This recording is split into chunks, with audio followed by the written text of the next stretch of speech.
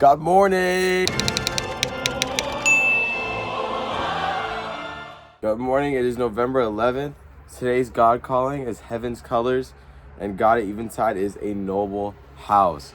Heaven's Colors, that's kind of heaven's your home, and a noble house. So you already know these guys are gonna be alley-ooping each other. It's gonna be back to back. So let's get right into it. God calling, Heaven's Colors.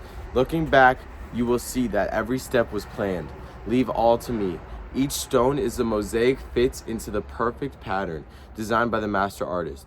It is all so wonderful, but the colors are of heaven's hues, so that your eyes could not bear the gaze of the whole until you are beyond the veil. So stone by stone, you see and trust the pattern to the designer. God at Eventide, a noble house.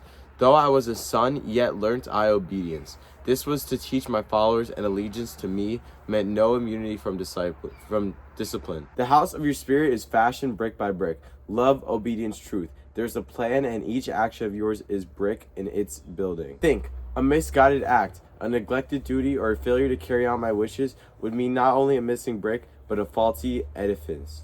How many an otherwise noble character is spoilt, thus build now for eternity. Wow, what's spoilt? Spoilt? Oh, spoiled. Character is spoiled thus. Okay. Oh, alright. God. Bro, I gotta take this jacket. It might be this jacket. I got a little bit of a dust allergy. My nose, this big old schnoz is like a vacuum cleaner. It just sucks everything in. Oh my gosh. Where were we? God calling Heaven's Colors. Looking back, you will see that every step was planned. Leave all to me. Each stone in the mosaic fits into the perfect pattern designed by the master artist. He's a master artist. He's a creator. Let's keep going. It is all so wonderful, but the colors are of heaven's hues, so that your eyes could not bear the gaze of the whole until you are beyond the veil. He's saying big picture stuff, right? Big picture, colors. He's saying colors.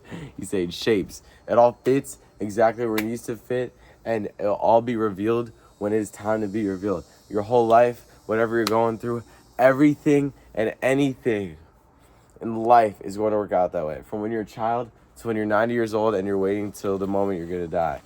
Everything is put into place by him, and it is made exactly in his image. And it will come to fruition, not when you see the colors, but when the colors see you. That was deep. Oh my gosh, guys, I'm sorry.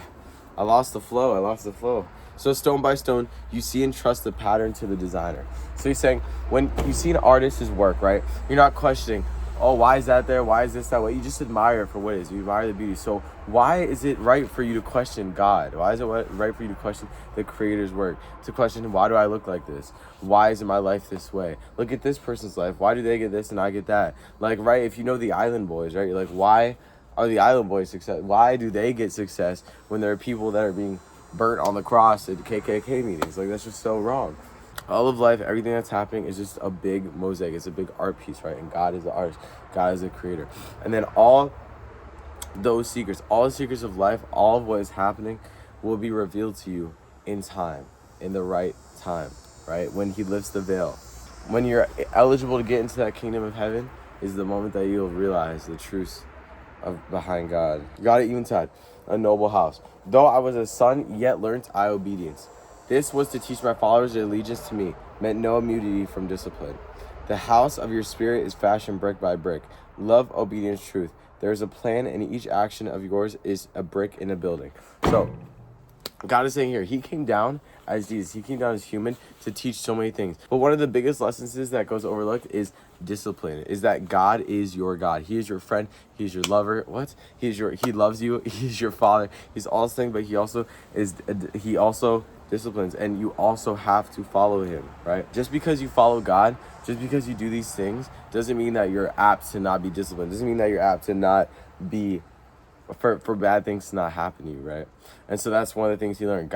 Jesus literally died on the cross. He was sitting there and he was like looking up and he said, why, God? Like, why through all this pain? Even Jesus said that. And Jesus is God. So it was just like a perfect like showcase of how even following God is going to be difficult. It's going to be even more difficult being a Christian than it is not going to be a Christian, because the whole world, like being a true Christian, because the whole world is going to ridicule you when you try to convert people, when you try to help people, when you just want to pray for people, just want to bless people. A lot of people like get offended. They think it's like, they think that you're like all high and mighty. Like a lot of people like just put their egos into it, right? And so it's like, it's hard to truly be a Christian, and it's hard to fit in when you really want to uphold Christian values, right? Like no sex before marriage, like just like being a good person all the time. People hate seeing people that are happy all the time because it makes them jealous, right? Like deep down, they wish they could be like that, but they can't, so they hate it. And it's just another thing to hate on. Same sex is not like how God intended love to be, right? Just all these things. It's going to be hard being a Christian. But as long as you just keep on that path, right, you will get stronger in God. And there is no immunity to discipline. I still go through bad crap. Like I go through bad stuff all the time. There's always difficulties happening in my life. And I'm still growing and learning, but I need to go through those bad things to get to the good things, right? And that's kind of what we learned about yesterday on November 10th. So he's saying that, like, you think you're minuscule. We talked about this before again, but you think that you're minuscule, but every single person, right? It took one person. It took Judas one time to sin, right? And that led to Jesus' death. So you think you're minuscule, you think you don't matter, but one sin from you can have a rippling effect that is so unbeknownst to humankind. Like, that could be the worst thing on the planet. So always remember that you matter, right? And that's what he's saying here, that obedience, truth, and love is the backbone of Christianity, is the backbone of God, right? And then there's a plan, and each action of yours is a brick in its building. So you can serve God and you can give him faulty bricks. You can give him trash, like little, like old, like, you know, like Goodwill bricks, right? That are just gonna fall under pressure, crack, that are gonna break. Or you can love him, you can support, and you can give God your all, and then you'll give him strong bricks to build a beautiful house on, and that is your life.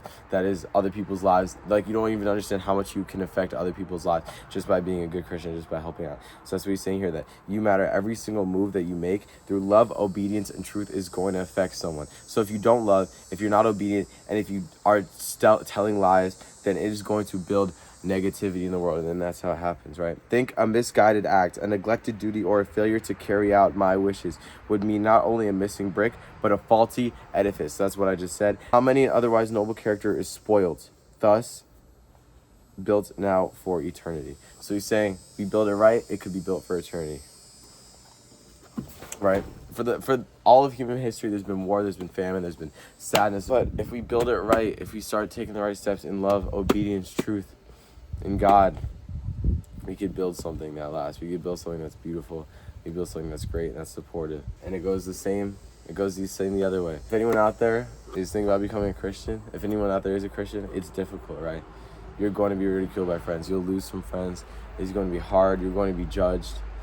The more and more you come to love God, the more and more you feel judged. The more and more the world looks down on you, because it is not a godly world. So the more and more you feel like you're out of place in the world, the stronger of a connection you have to God. That's like a little milestone, because this is a very ungodly world, right?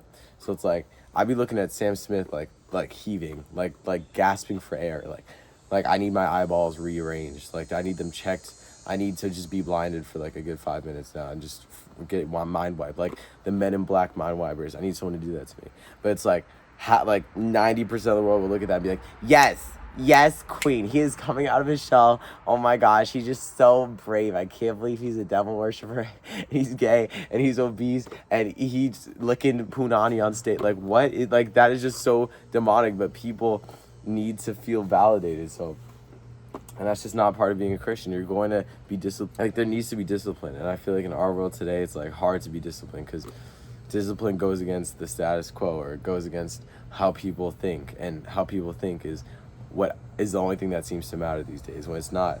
It's what God thinks that matters. So keep reading your Bible, keep reading devotion, keep loving God, and with that I'll say amen.